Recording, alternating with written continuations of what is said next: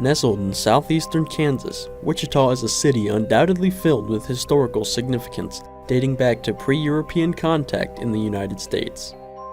With this in mind, is it any wonder that Wichita and much of the surrounding area is supposedly home to some of the most haunted locations in the entire state of Kansas? From haunted cemeteries to haunted museums, the paranormal impact of the city is undeniable. After hearing of these strange tales, I decided that these locations were definitely worth a look. I can get spooky. Some people say they've seen or heard things. Ignorance is bliss for me. As long as I don't see it or hear it, I'm good. Today, I'll be investigating the paranormal history of a haunted museum, a haunted cemetery, and even a haunted bridge, all within the confines of this supposedly supernatural city.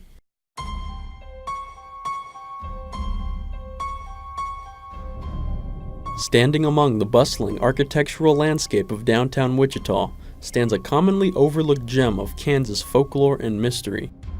First up, I investigated the eerie history of the Sedgwick County Historical Museum.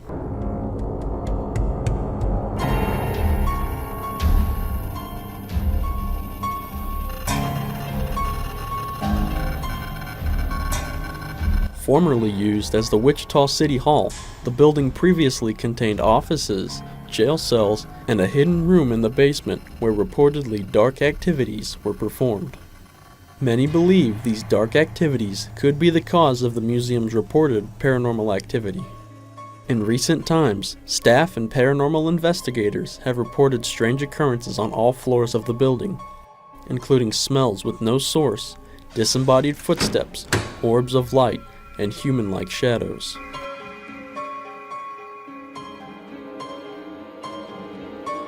A local paranormal team even reported hearing and recording mysterious EVPs, or electronic voice phenomena.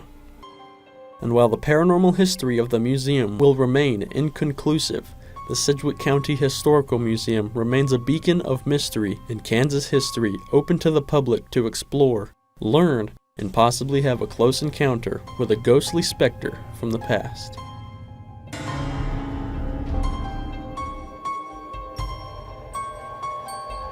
Next, I investigated some of the strange happenings surrounding the Littleton Cemetery in Mulvane, Kansas.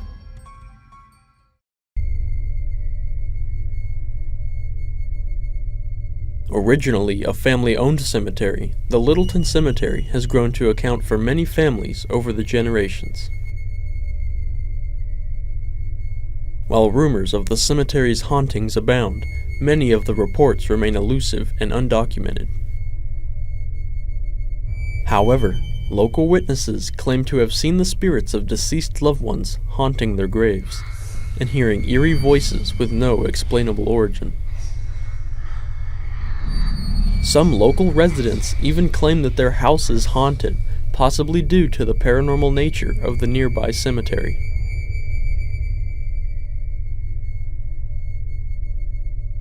Like so many haunted locations before it, the Littleton Cemetery will remain shrouded in mystery, and with no definitive proof as of yet, you may just have to visit the cemetery in search of your own close encounter, and decide for yourself.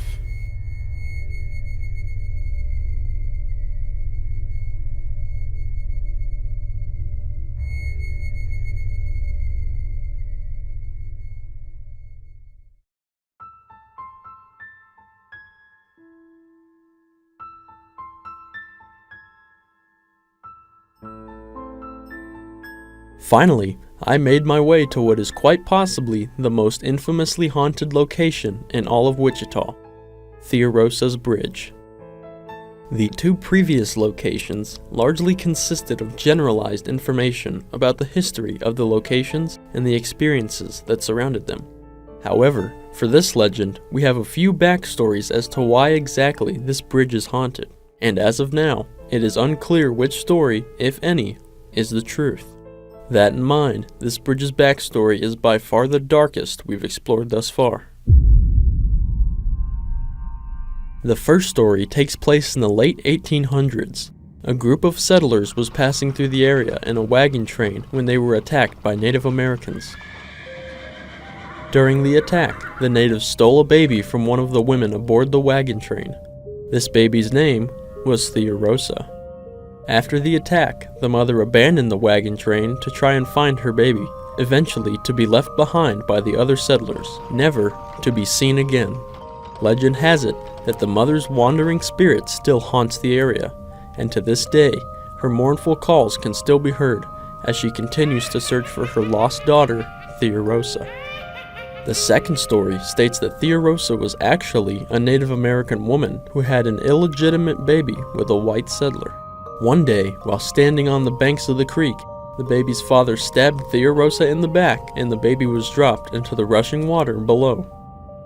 Theorosa died of her wounds shortly thereafter, and her spirit is said to haunt the river near the bridge, forever searching for her lost child. The final story maintains that Theorosa was a local farm wife who had an illegitimate child with a hired worker on the farm. Overcome with guilt, Theorosa threw the child off the bridge and into the river below. Soon thereafter, Theorosa jumped into the river herself and took her own life, and her spirit now returns to haunt the infamous bridge from which she and her child had died. Reportedly, people who visit the site tell of seeing strange lights, ghostly specters, and hearing the mournful sobbings of a woman and the echoing crying of a baby near the bridge. It is also believed that if you stand atop the bridge at night and speak aloud that you are Theorosa's child, the spirit of the woman will emerge from the river and throw you into the water below. The original bridge of iron and wood has been torn down and rebuilt a couple of times over the years, until the concrete bridge that stands there to this day was built in 1991. Theorosa's Bridge remains a paranormal hotspot and is known as one of the most haunted locations in the state of Kansas. It remains unclear as to which story is the truth, but if you visit the infamous bridge for yourself, you just might encounter the ghost of Theorosa's Bridge. As we now know, much of Wichita's history is etched into the world of the paranormal, but the real question remains, are any of these stories actually true? Are any of these locations actually haunted? That answer remains to be seen, but if you hear the sightings and talk to the locals, it is clear that for them, it is all too real. But for now, whether or not these eerie locations are actually haunted will remain a mystery. That is, until the next adventure.